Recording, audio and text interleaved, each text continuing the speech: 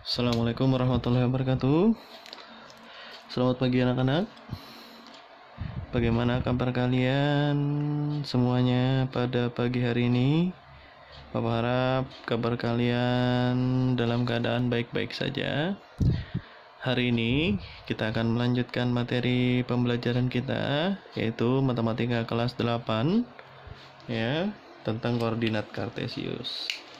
Terakhir kemarin kita sudah membahas tentang jarak antara titik dengan sumbu X, jarak titik terhadap sumbu Y, jarak titik terhadap titik asal atau 0,0. Oke. Nah, sekarang yang akan kita bahas di sini adalah posisi titik terhadap titik tertentu atau yang dinamakan di sini titik A, B. Untuk menentukan posisi titik terhadap titik tertentu itu atau titik A, B, maka kita hitung mulai dari titik A, B tadi.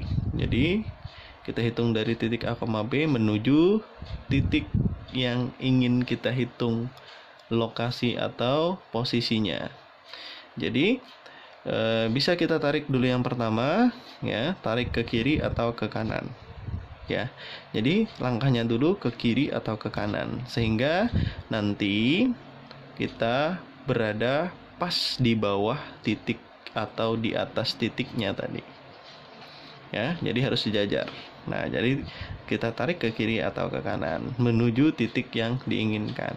Jika ke kiri, maka nilai X-nya negatif.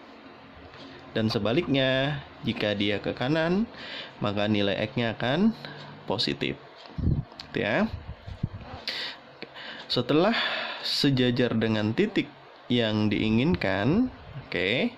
Tadi setelah sejajar, maka tariklah ke atas atau ke bawah.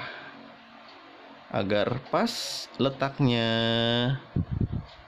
ya pada titik tersebut. Jika ke atas, maka Y-nya bernilai positif.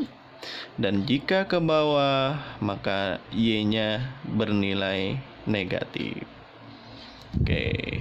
Sebagai contoh di sini, ya, perhatikan di sini. Tentukan posisi titik A 5,7 terhadap titik 1,2.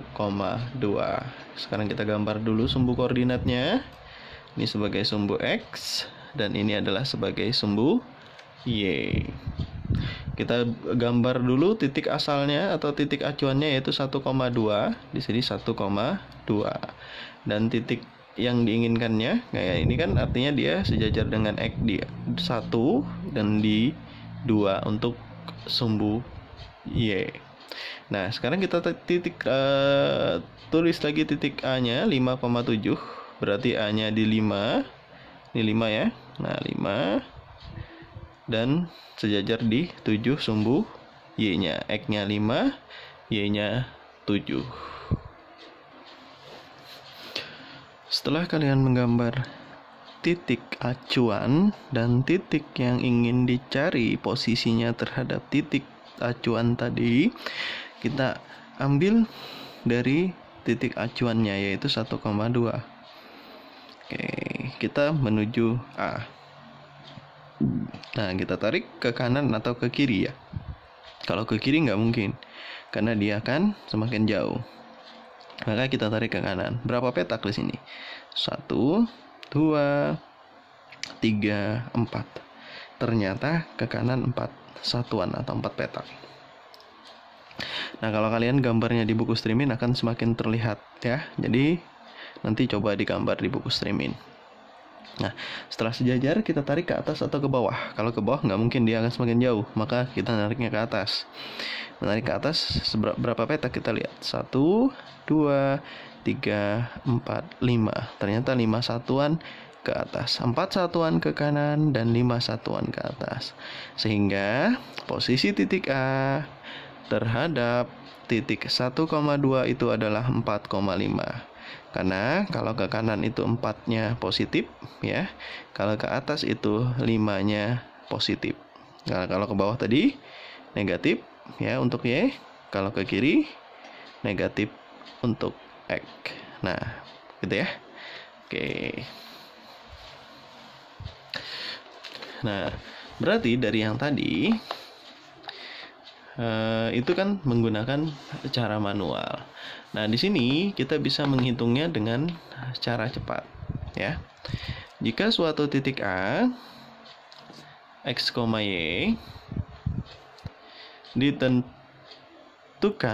posisi A terhadap titik tertentu, yaitu A, B titiknya, maka posisi titik A tadi dapat kita cari dengan A yang tadi X-nya dikurangi dengan X yang titik acuan tadi, berarti X kurang A, Y kurang B.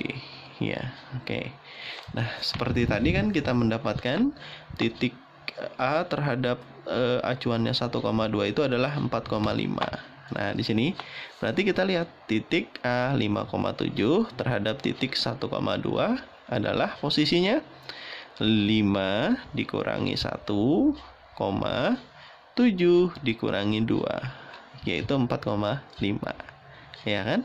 Nah, berarti boleh kita menggunakan cara manual tadi menghitung, atau dengan rumus ini langsung tinggal kurangkan, ya. Tapi jangan sampai terbalik mengurangkannya. Jadi titiknya tadi dikurangi oleh titik acuannya. Oke, ini sebagai contoh kita lihat. Perhatikan titik-titik koordinat berikut ini. Titik A 5,3, titik B 6,-5, titik C 4,-3, titik D negatif 2,7, dan titik E 8,3. Oke, sekarang yang pertama pertanyaannya, posisi titik A terhadap titik C adalah, nah, A terhadap C berarti A dengan C yang kita lihat ya. Dari A dulu, 5 dikurangi 4, nah, 3 dikurang negatif 3. Ini kan kurang ketemu negatif, jadinya tambah ya. 5 kurang 4 adalah 1, 3 tambah 3 adalah 6. Jadi posisi titik A terhadap C adalah 1,6. Bisa kalian nanti coba gambar titiknya, terus kalian hitung secara manual seperti yang Bapak contohkan di awal tadi. Pasti jawabannya 1,6 ya. Oke, selanjutnya posisi titik B terhadap D adalah titik-titik.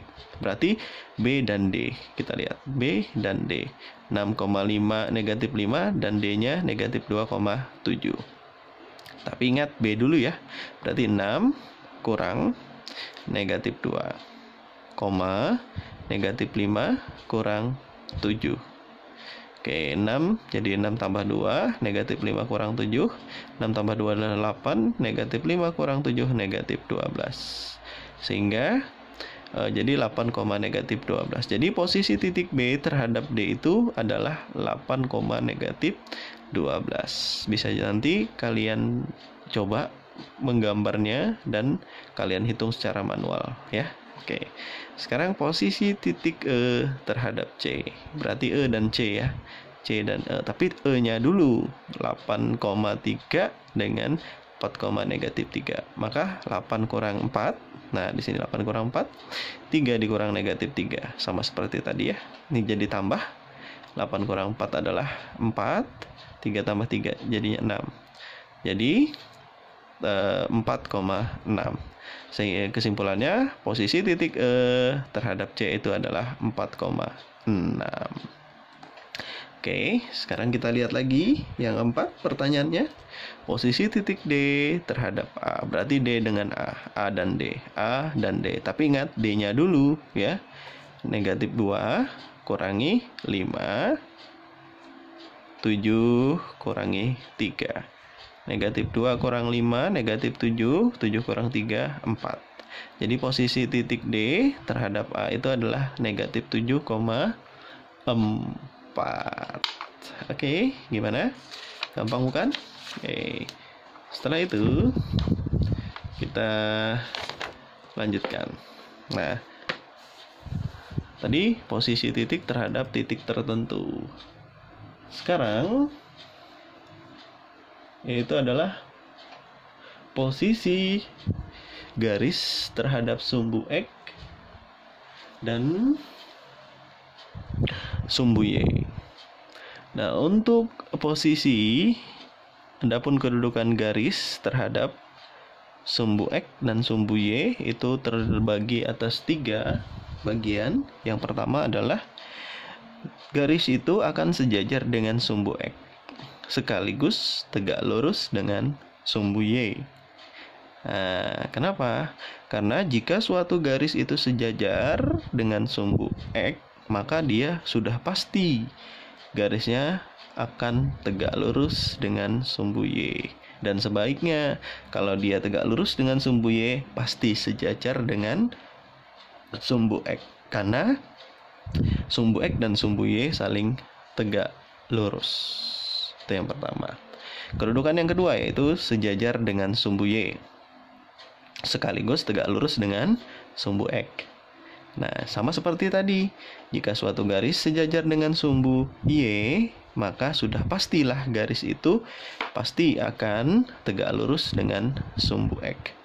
Jadi kalau dia sejajar dengan sumbu Y, tegak lurus dengan sumbu X. Dan sebaliknya, kalau dia tegak lurus dengan sumbu X, otomatis dia sejajar dengan sumbu Y.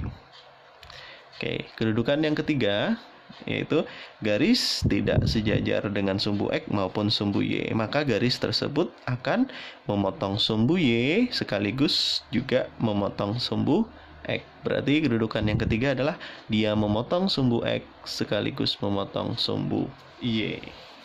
Nah, di sini kalian perhatikan Bapak menyediakan 6 garis di sini yang diberi nama K, L, M, N, dan O serta P. Oke, yang digambar sudah dalam koordinat kartesius. Oke, sekarang kalian lihat di situ ada 6 garis. Nah, dari K, L, ini K-nya, ini L-nya, ini M, ini N, ini O, ini V. Nah, dari garis yang sejajar dengan sumbu X sekaligus tegak lurus dengan sumbu Y, dari 6 garis itu yaitu adalah garis P dan O. Coba lihat di sini, P sejajar sumbu X, O juga sejajar sumbu X, dan dia sekaligus tegak lurus dengan sumbu Y, kedua garis tadi, ya kan? Oke. Nah, sekarang yang kedua, garis yang sejajar dengan sumbu Y sekaligus tegak lurus dengan sumbu X adalah garis K dan M. Oke, lihat, sejajar dengan sumbu Y. Ini berarti sumbu Y. Yang sejajar ada 2 nih ya. 1, 2. K dan M. Nah, dia sejajar dengan sumbu Y. Tapi kita lihat dengan sumbu X kedudukannya apa? Ya, garis K ini dengan sumbu X tegak lurus. Ya, garis M juga dengan sumbu X tegak lurus. Maka garis K dan M ini adalah sejajar dengan sumbu Y sekaligus tegak lurus dengan sumbu X. Oke, yang ketiga, garis yang memotong sumbu X sekaligus memotong sumbu Y. Berarti dia tidak sejajar dengan sumbu X dan juga dia tidak sejajar dengan sumbu Y. Tidak sejajar dengan sumbu X, tidak sejajar dengan sumbu Y. Memotong sumbu X, sumbu Y sekaligus, ya, yaitu garis N dan garis L. Nih, garis N, garis L. Coba kita lihat, garisnya agak miring ya. Dia memotong sumbu X di 7, memotong sumbu X di -3 dan memotong sumbu Y di 7. Oke. L, dia memotong sumbu X di 4 atau 4,0 dan memotong sumbu Y di 5 atau 0,5. Nah, itulah kedudukan garis terhadap sumbu X maupun sumbu Y. Jadi ada 3, ingat ya, kedudukan garis terhadap sumbu X maupun sumbu Y. Yang pertama, garis tadi sejajar dengan sumbu X sekaligus tegak lurus terhadap sumbu Y. Dan yang kedua, garisnya sejajar dengan sumbu Y sekaligus tegak lurus dengan sumbu X. Dan yang ketiga, garisnya adalah memotong sumbu X sekaligus memotong sumbu Y. Nah, demikianlah penjelasan Bapak tentang koordinat kartesius. Materi kita untuk koordinat kartesius sudah selesai, ya. Mudah-mudahan penjelasan Bapak yang singkat ini dapat memberi pemahaman kalian sedikit, ya. Dari sambil kalian mencari lagi materi-materi di informasi yang lain seperti Google dan lain-lain, silahkan. Oke. Demikian penjelasan Bapak salah hilap mohon maaf. Bapak akhiri, wabillahi taufiq wal hidayah. Assalamualaikum warahmatullahi wabarakatuh.